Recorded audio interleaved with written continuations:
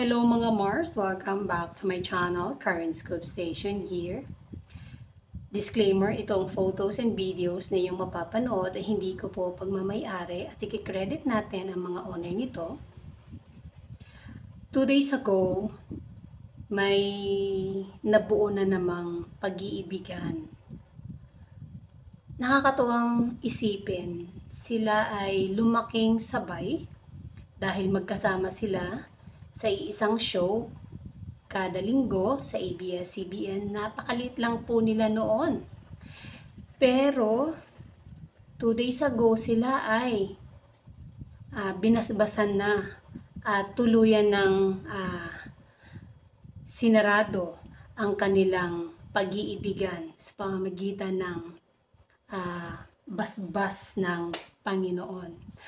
Ito nga ang tinutukoy ko ay sina Nash Aguas at ang kanyang asawa na si Mika de la Cruz. Akalain mo yun mga Mars?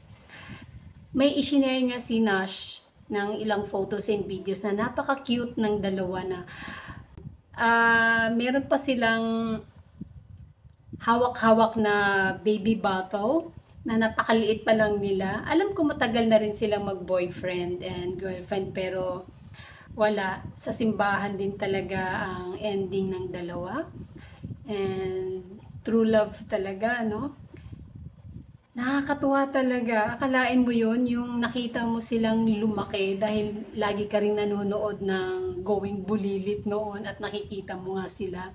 And ngayon ay humarap sa simbahan upang bubuo ng pamilya. Yun na nga, ikinasal na silang dalawa. Pareho po silang 25 years old mga Mars. And si Nash Aguas ay ang alam ko ay isa siyang politician sa Cavite. Ayun, natuwa lang talaga ako dahil napakagandang love story ng dalawa. And mga Mars, si Arjo Atayde ay nag-post ng happy birthday para sa kanyang pinaka minamahal na ina na si Ma'am Sylvia Sanchez. At nag-post siya ng ilang photos, mga 4 na photos. Siyempre, i-share ko dito yung kasama ang kanyang asawa na si Maine Mendoza. Sila pong tatlo. Ang sabi dito ni Arjo, quote and quote, "To the most selfless person I've ever known. Happy birthday, Mom. I love you so much."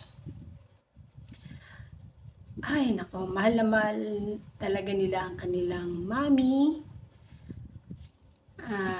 And vocal din naman talaga si Ma'am Sylvia Sanchez kung gaano niya kamahal at kaimportante ang kanyang pamilya. Kaya ang word na ginamit ni Arjo ay selfless person. Si Ria naman ay simple lang ang kanyang ipinost, photos nung ikinasal siya. Sinabi lang niya na happy birthday.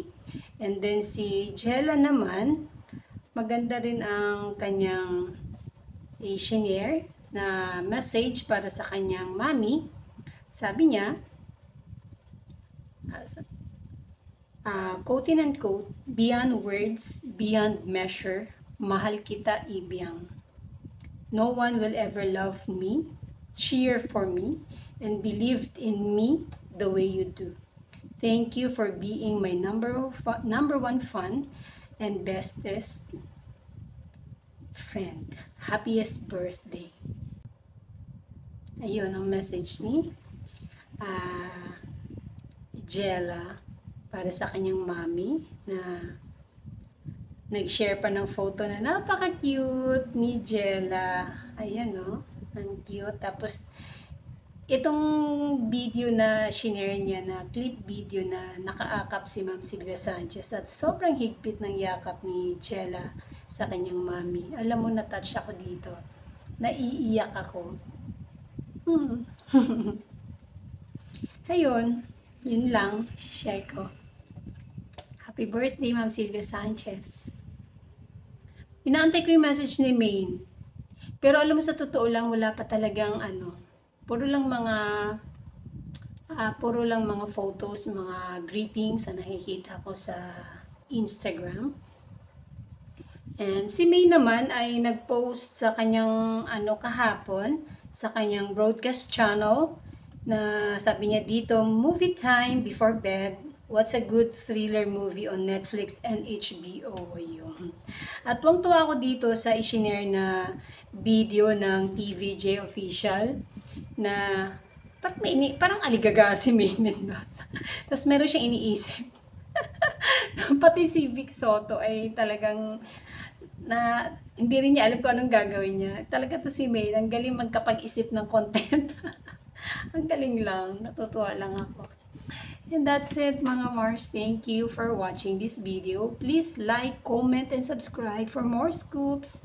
Bye! Shout out Armenian!